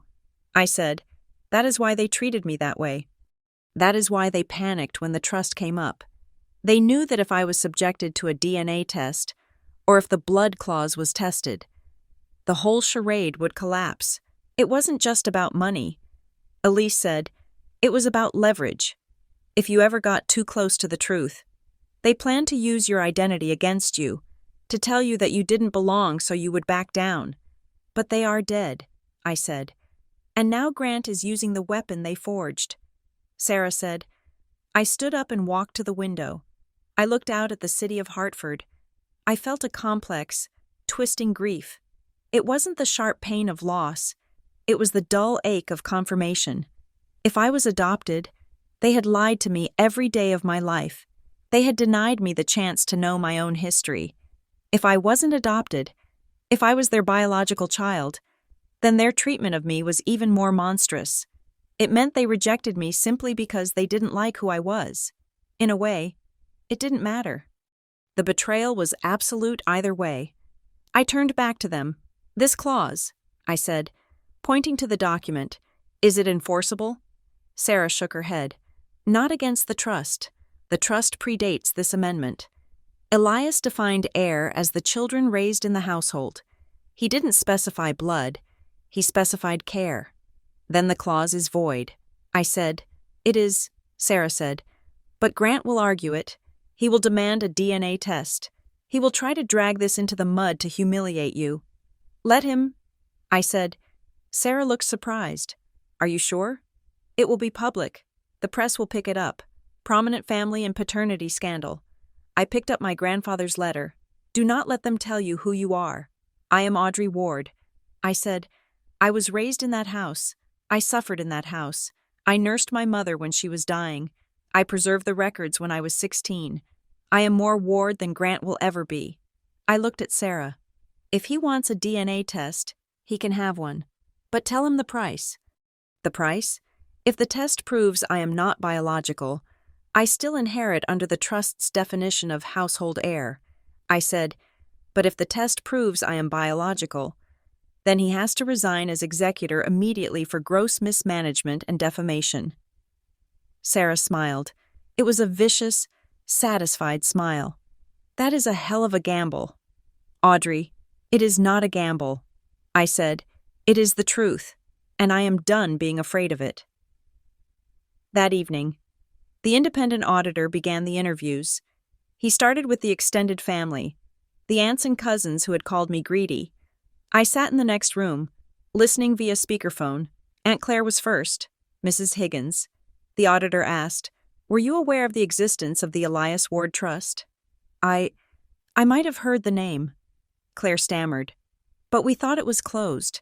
Did you know that Robert Ward was refinancing the family home to pay legal fees to contest it? What? No, Robert was very wealthy. He didn't need to refinance. We have the bank records, Mrs. Higgins, and we have an affidavit from a former accountant stating that the family discussed the shadow ledger at Thanksgiving dinner in 2005. You were present. I don't recall that, Claire said sharply. My memory isn't what it used to be. The auditor pressed on. Did you ever hear Robert or Elena refer to Audrey as not real family? Silence. Long, heavy silence. It was a joke. Claire said, her voice trembling, just a manner of speech, because she was so different. Different how? Dark, moody. She didn't fit in. We just meant she wasn't like us. Thank you. Mrs. Higgins, one by one, they crumbled. They claimed amnesia. They claimed ignorance. They spun wild stories about how my father was confused in his final years. But the documents didn't lie. The timeline was ironclad. My phone buzzed. It was Sarah. Grant just called. He wants a settlement meeting. Tomorrow morning. He is offering $2 million. $2 million. It was enough money to disappear, to go back to Chicago, buy a loft, start a studio, and never think about these people again. It was exactly what they wanted. Peace, silence, the story remaining intact. I looked at the purple thumb drive on the table. I looked at the letter from Elias. I typed my reply. No settlement. Tell him to bring the DNA kit. I wasn't doing this for the money. I was doing it to break the lock. I was doing it for the girl who scanned the files in the basement. I turned off the light and sat in the dark, feeling the phantom weight of a family tree that had never really held me, and realizing that I was finally strong enough to chop it down. The conference room in Sarah Vance's office had become my second home. It was a sterile, glass-walled aquarium high above the noise of the city, a place where emotions were stripped away and replaced by forensic accounting. On the morning the preliminary audit report arrived, the air conditioning was humming so loudly it sounded like a beehive. Mr. Sterling, the auditor, sat at the head of the table. He did not look like a man who enjoyed destroying families, but he had the distinct, quiet satisfaction of a mathematician who had just balanced a difficult equation. "We have completed the initial trace of the operational accounts," he said, sliding a thick spiral-bound document across the mahogany table toward me. I opened it. It was a sea of numbers, red flags, and footnotes. To the untrained eye, the books look clean, Sterling explained. "Your brother is not stupid, Ms. Ward. He did not simply reach into the till and grab handfuls of cash. He used a system of friction." "Friction?" I asked. "Consulting fees," Sterling said. He pointed to a line item on page 12. "Apex Strategic Solutions, $25,000, quarterly. I don't know that vendor." I said. "Neither does the Secretary of State," Sterling said. "Apex is a shell entity registered to a post office box in Delaware. The signatory is a college roommate of your brother's. The money goes in, and 48 hours later, it is transferred to a personal investment account held by Grant Ward." I stared at the number. $25,000 a quarter. That was $100,000 a year. And here, Sterling continued, flipping the page, reimbursements for client development. The list was exhaustive. Trips to Aspen, a lease on a luxury SUV, a membership at a private club in Manhattan. All of it billed to the family business as essential networking. The total? I asked. The word felt heavy in my mouth. Over the last 7 years? Sterling paused, checking his calculator. Excluding the attempted theft of the warehouse property, the unauthorized cash extraction totals $1.4 million. $1.4 million.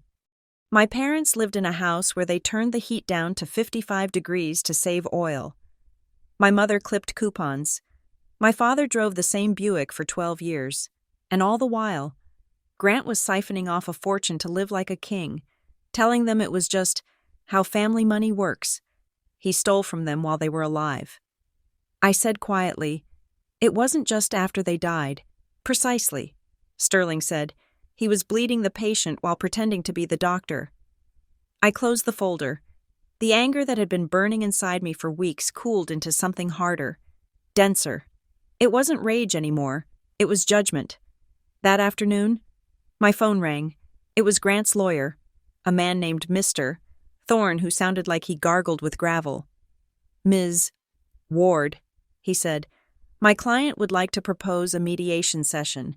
He believes there has been a misunderstanding, and he wishes to resolve this amicably, before things get out of hand." I looked at Sarah Vance. She nodded. "We will meet," I said, "but not at his office. Here." They arrived the next morning. Grant looked terrible. His tan had faded into a sallow gray, and the dark circles under his eyes were visible even from across the room. He wore a suit that looked slightly too big for him, as if he had shrunk in the wash. He didn't look at me when he sat down. He looked at the window, at his hands, at the water pitcher, anywhere but my face. "Mr." Thorne cleared his throat. "We are all grieving here," Thorne began. "And grief makes people do irrational things.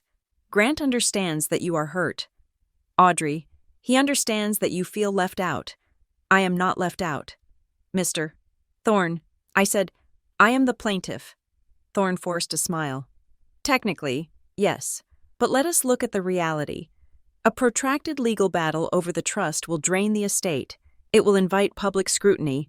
It will drag your parents' names through the mud. Do you really want the local papers writing about your mother's private financial anxieties?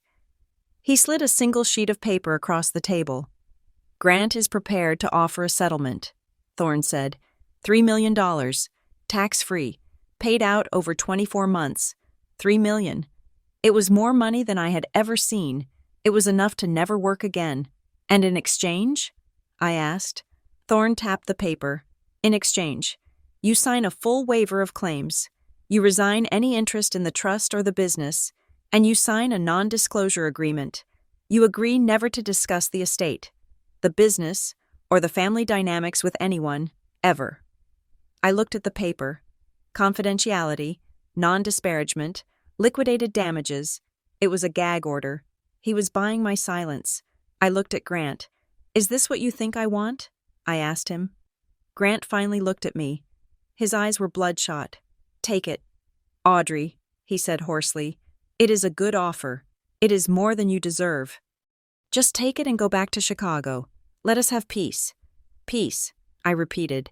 You keep using that word. But you don't mean peace. Grant, you mean quiet.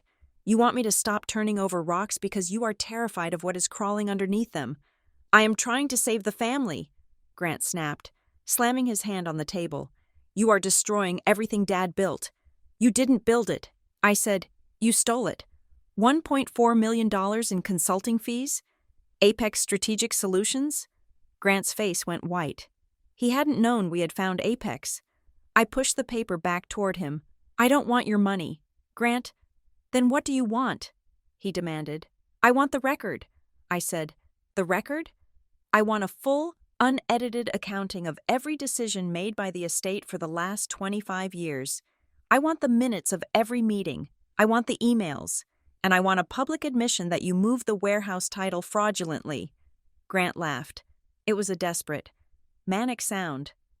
You want me to confess to a felony? Are you insane? I want the truth. I said, if you give me the truth, I will walk away. I won't take a dime. You can keep the money. Just admit what you did. Grant stared at me. He looked at Thorne. Thorne shook his head imperceptibly. We are done here, Grant said. Standing up, you are erratic. Audrey, you are vindictive. If you want a war, you will get one. And when the trust is finally adjudicated, you will end up with nothing. He stormed out. Thorne gathered his papers and followed, casting one last pitying look in my direction. When the door closed, Elise Calloway spoke up from the corner of the room. She had been sitting there so quietly, I had almost forgotten she was present. He will never admit it, she said softly. I know. I said, but you have forced his hand, she said. He refused the chance to come clean. That triggers the restitution clause. I turned to her. Restitution clause?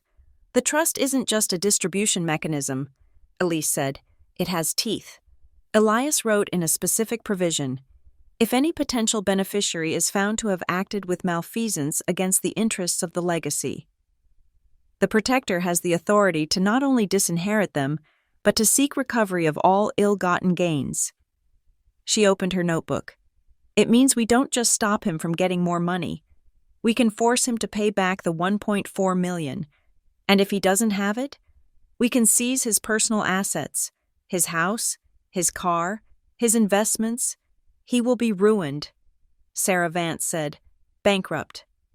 I looked at the empty chair where my brother had sat. He made his choice.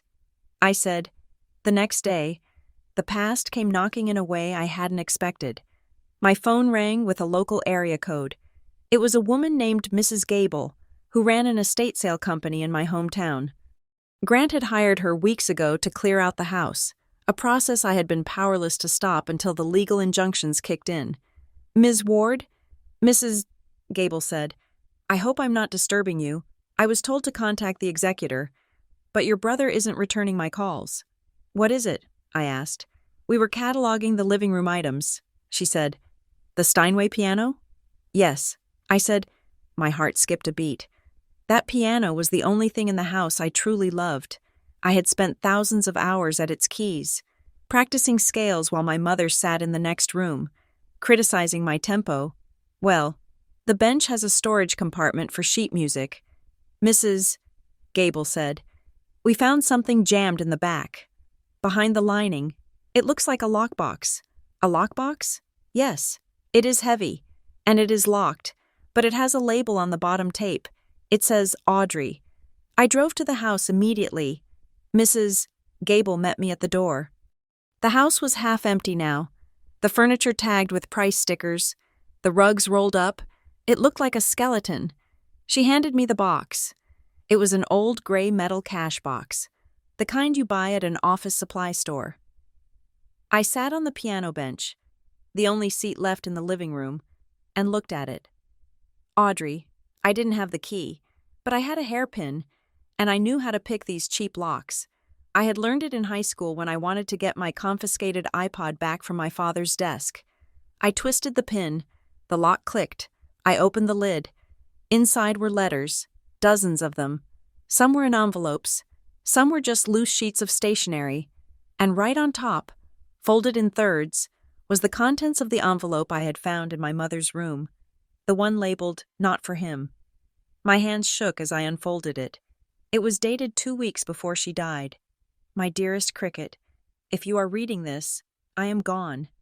And I am sorry that I was too much of a coward to say this to your face while I had the breath. I know you have felt like a ghost in this house. I know you heard the whispers. I know you saw the way the aunts and uncles looked at you. And I know you blamed yourself. You must understand.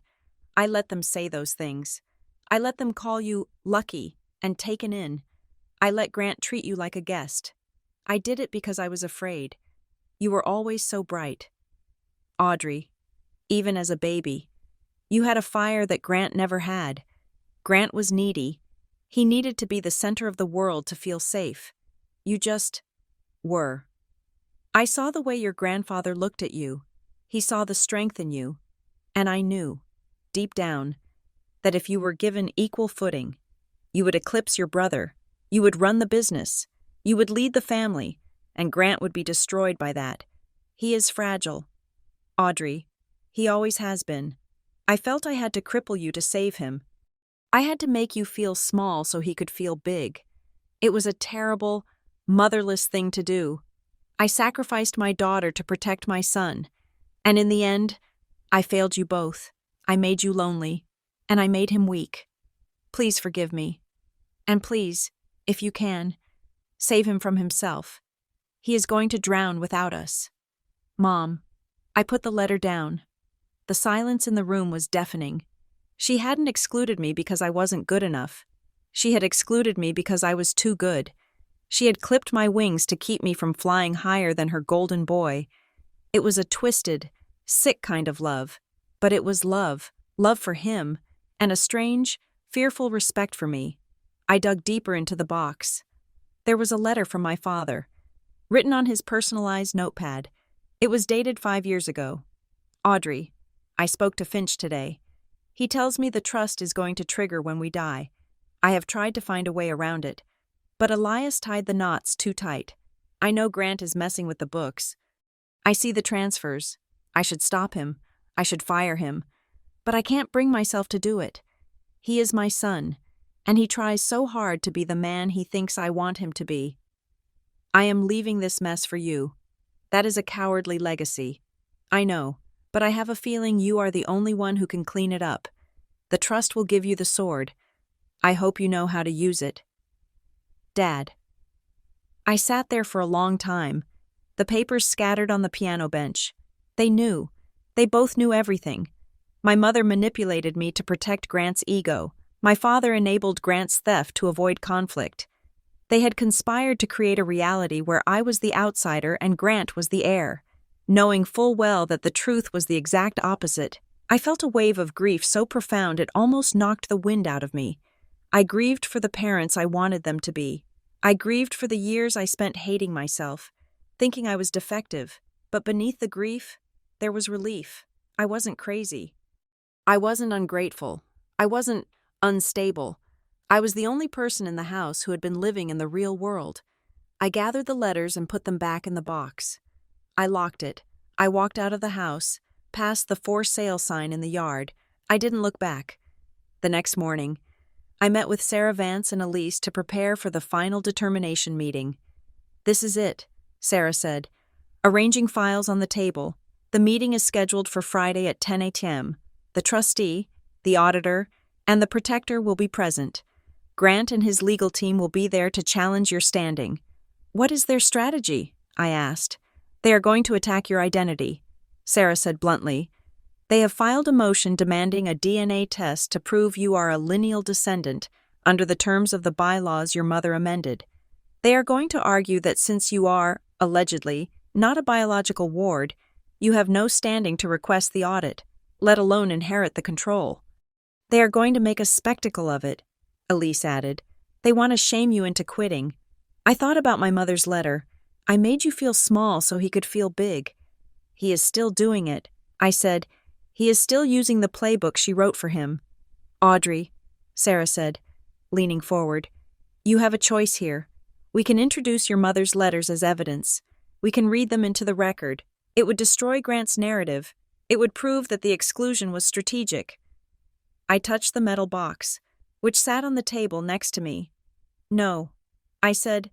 Sarah blinked. "No? It is the smoking gun. It is personal." I said, "My mother wrote these in confidence. She admitted her failure. If I read these in a room full of lawyers, if I let them become public record, I am doing exactly what Grant would do. I am using our parents' shame as a weapon." "Then how do we win?" Sarah asked. "Without the letters. It is your word against the amended bylaws." "We win with the numbers," I said. "We win with the purple drive. We win with the trust's original definition of heir, which Elise says is based on care, not blood." I looked at Elise. "You told me the trust requires ethical stewardship." I said, "It does." Elise confirmed. "Then let's focus on that. I don't care if I'm adopted. I don't care if I am a Martian. Grant stole $1.4 million. He forged a property deed. He violated the core condition of the trust. That is the case. But the DNA..." Sarah started. "Let him ask for the DNA." I said, "I won't object. I will give him the sample right there on the table, but I will not let him turn this into a soap opera about my birth. We are going to make this about his crimes." Sarah looked at me for a long moment. Then, a slow smile spread across her face. "Precision," she said. "Precision." I agreed. I went back to my rental that night, but I couldn't sleep. The internal conflict was a physical weight in my chest. Part of me, the angry, hurt part, wanted to burn Grant to the ground. I wanted to read the letters aloud. I wanted to scream at him that Mommy loved me more, that she feared me because I was better. I wanted to see him humiliated. But then I thought about my grandfather's letter. The legacy is the ability to stand in a room full of liars and not blink. If I used the letters, I was just continuing the cycle of dysfunction. I would be exposing my mother's darkest secrets to save my own skin. I loved them. That was the hard truth. I loved my flawed, terrified mother. I loved my weak, conflict-avoidant father. I even loved Grant. In the way you love a limb that has gone gangrenous, I couldn't save them. They were gone. But I could save the truth. And the truth wasn't that I was the real daughter because of a letter. The truth was that I was the real heir because I had integrity. I made a decision. I would not descend to their level. I would not smear them. I would not trade insults. I would walk into that meeting armed only with the facts. If Grant wanted to play in the mud, he could do it alone. I would be standing on the high ground, the morning of the hearing. I dressed in a suit I had bought for the occasion. It was navy blue, sharp, and tailored. I pulled my hair back. I put on the small pearl earrings my father had given me for my 21st birthday. I looked in the mirror. I didn't see Cricket, the scared little girl. I didn't see the guest. I saw Audrey Ward. I picked up the metal box. I wasn't bringing it to the meeting. I walked to the closet and placed it on the top shelf, behind my winter coats. "Rest in peace. Mom," I whispered, "I will keep your secret, but I won't keep your lie." I walked out the door, into the bright, blinding sun. The final determination meeting was held in the boardroom of Vance Sterling. It was a room designed to intimidate, with floor-to-ceiling windows overlooking the Connecticut River and a table long enough to land a plane on. I arrived 10 minutes early. My hands were trembling slightly as I poured a glass of water, the ice cubes clinking against the crystal. I didn't try to hide it. I was done with hiding. I set the glass down and watched the condensation form, focusing on my breathing. Grant arrived precisely on time. Flanked by Mr. Thorne and a junior associate who looked terrified, Grant was wearing a charcoal suit that cost more than my first car. His hair was perfectly coiffed, his face shaved close. He looked like the poster child for generational wealth. Confident, polished, inevitable. He nodded to me, a curt, tight motion. "Audrey," he said. "Grant," I replied. We took our seats on opposite sides of the table. At the head sat Elise Calloway, the protector. To her right was Mr. Sterling, the auditor. To her left was a court reporter, ready to transcribe every word. Elise opened a thick leather binder. "This meeting is convened to execute the 25th anniversary review of the Elias Ward Preservation Trust," she announced. Her voice was steady, lacking the frailty one might expect from her age. "All parties are present. Mr. Thorne cleared his throat. "Madam Protector, before we begin, we must formally object to Ms. Ward's standing in these proceedings. We have reason to believe she does not meet the biological criteria of a lineal descendant as required by the amended bylaws of the family holding company." I watched Grant. He was staring at the table, a small, smug smile playing on his lips. This was his ace, the DNA card. Elise didn't blink. "The trust predates the bylaws, Mr. Thorne," she said, "and the trust definition of a beneficiary is not subject to corporate amendments made 20 years later. However, your objection is noted for the record." She turned to Mr. Sterling, auditor. "Please present the findings regarding the stewardship of the assets." Mr. Sterling stood up. He didn't use a PowerPoint. He didn't use dramatic pauses. He used facts. Over the course of the last 90 days, he began. "My team has reconstructed the financial history of the Ward family business. We have cross-referenced bank records, tax filings, and internal communications." He picked up a remote and clicked a button. A timeline appeared on the screen behind him. The narrative presented by the executor, Grant Ward, is that the business was stable and that Audrey Ward was a passive, supported beneficiary who was shielded from the complexities of management due to her lack of aptitude. Grant nodded gravely. "That is correct. We tried to include her, but she struggled. She was confused by the numbers. We protected her." Sterling clicked the remote. "The evidence contradicts this," Sterling said. A document appeared on the screen. It was the scan of the 1999 ledger. In 2006, at the age of 16, Audrey Ward digitized the core asset records of the trust. These records, which the executor claimed were lost, prove that the Main Street warehouse was trust property. Sterling clicked again. A deed transfer document appeared. In 2010, Grant Ward, then acting as secretary, transferred the title of this warehouse to a shell company under his personal control. He later sold it back to the family firm for $3 million. The room went silent. Grant's jaw tightened. "Furthermore," Sterling continued, "we have identified 56 separate payments to Apex Strategic Solutions, totaling $1.4 million. These payments were authorized by Grant Ward. The recipient account is controlled by Grant Ward." Thorne interjected, "Those were legitimate consulting fees. We have deposed the principal of Apex," Sterling said calmly. "He admitted under oath yesterday that he performed no work. He simply passed the money through for a 5% cut." Grant looked up, his eyes wide. His college roommate had flipped. Sterling turned to face Grant. "This is not protection, Mr. Ward. This is embezzlement, and it was made possible by a systematic campaign to exclude the only other potential check on your power, your sister."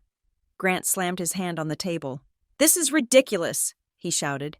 You are twisting standard business practices. I saved this company. My father was weak. He would have run it into the ground. Elise Calloway spoke. Your father obeyed the law. Grant, you did not. She opened the second section of her binder. The Elias Ward Trust has a core condition. She said, it is called the Integrity Clause. It states that the real heir, the person designated to assume control of the corpus, is the individual who has demonstrated the preservation of the legacy without coercion, fraud, or exclusionary manipulation. She looked at me. Audrey Ward has never taken a penny from the business that wasn't given. She preserved the records that proved the fraud. She refused a settlement offer of $3 million to suppress the truth. She looked at Grant.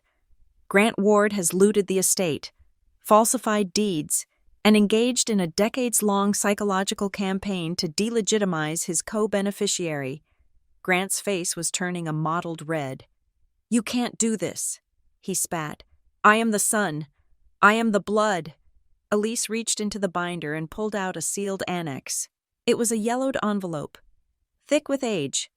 Elias anticipated this moment.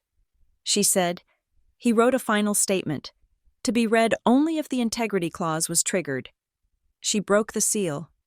The sound of tearing paper was loud in the quiet room. She unfolded the document and began to read. To my grandchildren, I write this looking at two very different children. In one, I see a hunger for control. He builds walls. He hoards toys.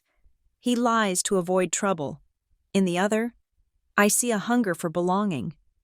She watches. She listens. She endures. I fear that the hunger for control will consume the hunger for belonging. I fear the builder of walls will try to lock the watcher out. If this letter is being read, my fears were justified, and so, let the remedy be applied. The name does not make the heir. The truth makes the heir. The one who kept the truth alive is the one who shall keep the keys. Elise lowered the letter. The remedy is automatic, she said, effective immediately. The trust exercises its right to remove the current trustee. Control of the voting shares is transferred to the designated real heir, Audrey Ward. She turned to Grant. Furthermore, the restitution clause is activated. You are personally liable for the return of $1.4 million to the trust, plus the $3 million from the warehouse transaction. The trust will place a lien on your personal assets until the debt is satisfied. Grant stood up so fast his chair tipped over. You can't do this, he screamed. I will sue you. I will sue all of you. We have the records. Grant, Sterling said quietly, we have the emails. We have the Apex confession. If you sue, this becomes public record. Do you really want the district attorney to see this file? Grant froze. He looked at Thorne. Thorne was staring at his shoes, unwilling to meet his client's eye. He knew the game was over. Grant looked at me, his mask, the polished veneer of the grieving, responsible son, slid off completely. Beneath it was something ugly and desperate. He didn't beg. He didn't apologize. He sneered. You think you won? He hissed. You think this makes you one of us? He leaned over the table, his face twisted. Go ahead. Take the money. Take the building. But everyone in town is going to know. I will tell them. I will tell them you manipulated a senile old woman. I will tell them you stole the legacy from the real family. I will drag your name through every country club and church in this state. You will be a pariah. I looked at him. This was always his weapon. Shame. The threat of being cast out. The threat of being unreal. I stood up. My legs felt steady. Tell them. Grant, I said, tell them whatever you want, because for the first time in my life, I don't care what they think. Grant stared at me, his mouth opening and closing. He had no ammunition left. He turned and stormed out of the room, leaving his lawyer to gather his papers in silence. When the door clicked shut, the tension in the room broke. Elise let out a long breath. It is done, she said. She looked at me. There is one final matter. Audrey. She slid a document toward me. The trust assigns you the role of trustee. You will own the voting shares. You will run the board. You will have to clean up the mess Grant left. It will be hard work. It will be public work." She placed a second document next to it. Or she said, "You can disclaim. You can take a clean distribution. Half the assets. Liquidated and paid out in cash. You can walk away. You can go back to Chicago and be Audrey the designer, with enough money to be free of this place forever. Both paths are valid," she said. "Elias didn't want to trap you. He wanted to give you the choice they never gave you." I looked at the two documents. One was a job, a responsibility, a fight. It meant staying in the town that had rejected me, fixing a business that had been used to exclude me. The other was an exit, a golden parachute, freedom. I looked at the window. The sun was shining on the river, the water cutting through the landscape, ancient and indifferent. I thought about the letters in the piano bench, my mother's fear, my father's cowardice. I thought about the 16-year-old girl scanning files in the basement. I asked for a moment. Elise nodded. "Take your time." I picked up my grandfather's letter, the copy Elise had given me days ago. I read the last line again. "The legacy is not the money. The legacy is the truth." But there was one more line, handwritten at the very bottom, below the signature. I hadn't noticed it before. "And when the truth is told, you are free, not forgiven, not avenged, free." The trust wasn't a crown. It was a scalpel. It had cut out the infection. It had exposed the lie. If I took the business, I would be tying myself to them forever. I would be the Ward heir. I would spend the rest of my life proving I belonged in a house I never liked. But if I walked away, I would be walking away with the truth in my pocket. I realized then that I didn't want their approval. I didn't want their buildings. I didn't want their name on a letterhead. I wanted to be real, and I was already real. I didn't need a trust fund to prove it. I looked at Elise. I looked at the documents. I inhaled, the air filling my lungs, cool and clean. I steadied myself on the edge of the table. I knew what I was going to do. I looked at the empty chair where my brother had sat, where the ghost of my family's dysfunction lingered. I won't be called unreal again. I said, "Thank you for listening to this story. Revenge isn't always about destroying the enemy. Sometimes, it's about reclaiming the truth they tried to hide." I hope Audrey's journey resonated with you. I would love to hear your thoughts. Where are you listening from today? Did Audrey make the right choice in the end? Please share your comments in English below.